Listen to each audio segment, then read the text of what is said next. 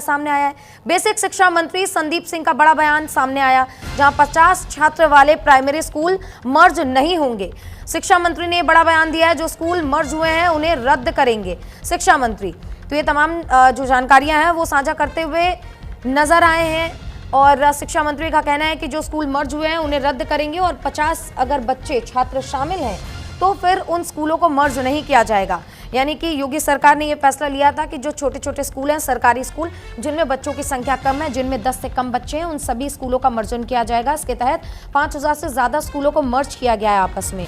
और अब एक बड़ा बयान शिक्षा मंत्री की ओर से सामने आता है। यूपी के शिक्षा मंत्री ये बात कहते हैं कि अगर 50 से ज़्यादा की संख्या है छात्रों की तो फिर स्कूलों को मर्ज नहीं किया जाएगा। तो जब स्कूल के मर्जन की खबर सामने आई थी उसके बाद शिक्षकों में भी आक्रोश देखने को मिला था, क्योंकि जाहिर सी बात है स्कूल के मर्जन के बाद शिक्षक इस वक्त इस बात से परेशान थे कि अगर स्कूल का मर्जन हो जाएगा तो फिर शिक्षक जिस पद पर काम कर रहे हैं उसका क्या होगा। इसको लेकर लगातार सवाल उठ रहे थे और मर्जन को लेकर कई प्रकार की जो सवाल है वो सरकार से किए जा रहे थे। तो वहीं विपक्ष भी इस पूरी खबर को लेकर सरकार पर हमलावर थी और इस बीच खबर सामने आई जहां शिक्षा मंत्री ने ये बात कही है कि अगर 50 से ज़्यादा हैं छात्र प्राइमरी स्कूल में तो वो मर्ज नहीं किए जाएंगे।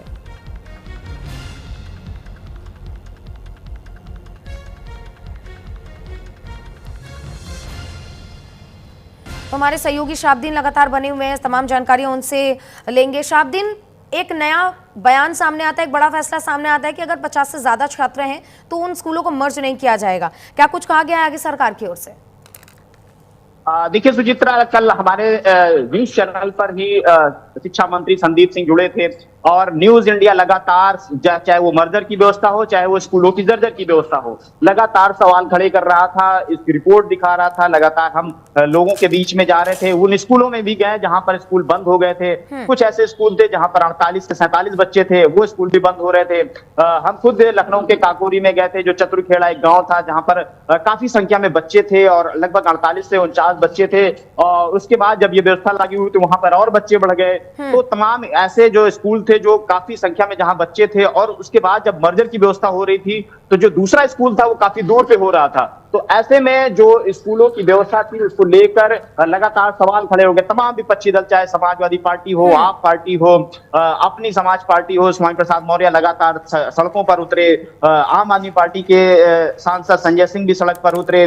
समाजवादी पार्टी ने तो बाकायदा पीडीए की पाठशाला शुरू करके सरकार को आईना दिखाना शुरू किया और न्यूज इंडिया लगातार उन बच्चों की आवाज बन रहा था जो जिन बच्चों का स्कूल, जिनका भविष्य खतरे में आ रहा था। हमने लगातार वो खबरें दिखाई। जो मंत्री हैं, शिक्षा मंत्री, उनसे लगातार मिलने की कोशिश की, इस बारे में उनकी राय जानने की कोशिश की। फिलहाल कल वो जब हमारे कार्यक्रम में बैठे तो उन्होंने साफ किया कि जो भी 50 से लगभग 50 बच्चों वाले जो स्कूल होंगे उनको मर्ज नहीं किया जाएगा।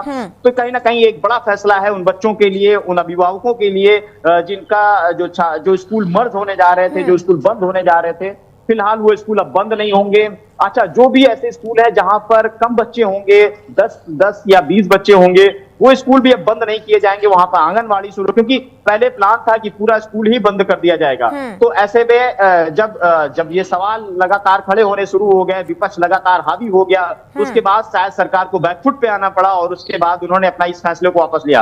हालांकि जो शिक्षा मंत्री हैं संदीप सिंह ने, उन्होंने कई इस बातों में बातें बताई कि विपक्ष जो है इसको लगातार मुद्दा बना रहा था और एक भ्रम फैला रहा था और गलत मैसेज देने की कोशिश कर रहा था कि हम स्कूल बंद कर रहे हैं। जबकि उनका कहना है कि वो स्कूल को बेहतर करना चाह रहे थे। जो अच्छे स्कूल है जहां पर 10 बच्चे हैं वहां पर 5 टीचर हैं, या फिर 40 बच्चों में 1 टीचर है, तो इन चीजों को हम बेहतर करने की कोशिश कर रहे हैं। हम स्कूलों को बेहतर करने की, वहां के जो संसाधन है उसको बेहतर करने की कोशिश कर रहे हैं। तो सबके तमाम अपने अपने जो व्यक्तित्व है वो अपनी बातें कह रहे थे, लेकिन सच्चाई ये थी कि काफी स्कूल ऐसे थे जहां के बच्चे, जहां के अभिभावक परेशान थे इस व्यवस्था के कारण।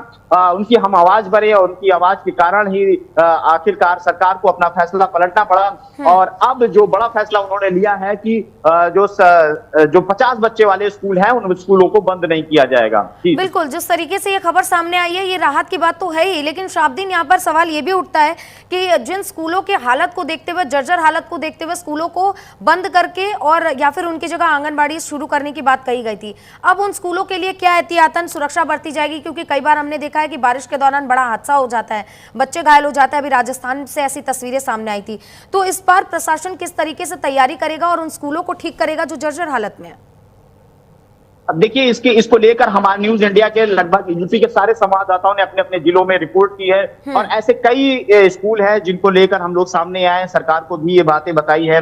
फिलहाल जो मंत्री हैं उनकी तरफ से ये कहा गया है कि जो भी ऐसे स्कूल हैं जो जर्जर व्यवस्था में है, जहां पर ऐसा डर है बरसात के समय दिक्कतें आ सकती हैं या फिर कोई बड़ा हादसा होने की आशंका है, तो ऐसे स्कूलों को फिर से व्यवस्थित किया जाएगा या फिर उन स्कूलों को दोबारा उनकी जो बिल्डिंग्स हैं उनको बनाने का काम किया जाएगा। इसका एक अलग प्रावधान होगा, इसमें एक बड़ा बजट भी इशू होने की आवश्यकता है। तो फिलहाल इसमें एक आश्वासन ही मंत्री की तरफ से मिला है, लेकिन फिलहाल ये जमीन पर कितना उतरता है ये तो देखने वाली बात होगी। दावे तो बड़े बड़े हैं, लेकिन इन दावों में सच्चाई कितनी है ये तो आने वाला समय बताएगा।